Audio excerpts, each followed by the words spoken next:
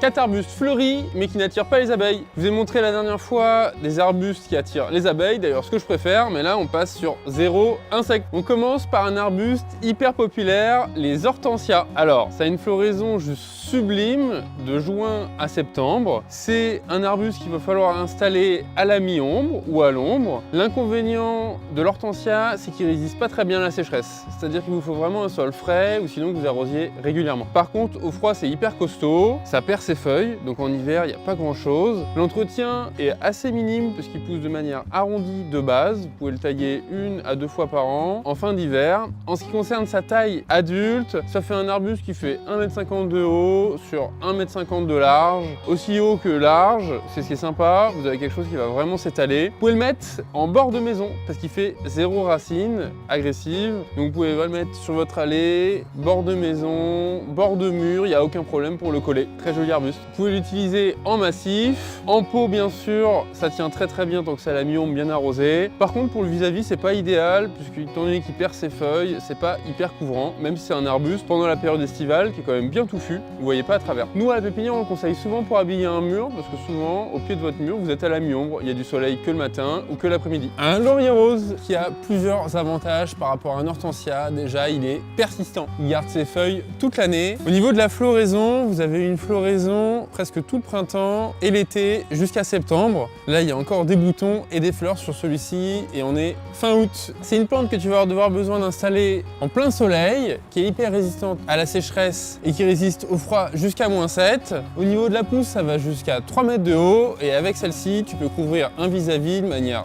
hyper opaque parce que c'est quelque chose de dense. Ça tient bien en pot aussi. Au niveau des couleurs de floraison, les 3 couleurs les plus populaires, c'est blanc, fuchsia et rose. Rose, c'est le plus traditionnel. Blanc est très sympa parce qu'il est un peu parfumé. Ce qui est chouette avec les lauriers roses, c'est d'avoir une grosse diversité de couleurs. Tu peux mélanger les couleurs dans une haie ou mettre une seule couleur. Les deux sont très sympas. Et c'est une plante qui attire très peu les insectes. C'est aussi une plante comme l'hortensia qui fait 0 racines, dangereuse. Vous pouvez le mettre bord de piscine. Alors, ça perd ses fleurs. Donc, bord de piscine, c'est un petit peu d'entretien. Mais bord de maison, bord de mur, il n'y a aucun problème. Vous pouvez les coller. Et pour faire une haie, vous en mettez un tous les 80 cm.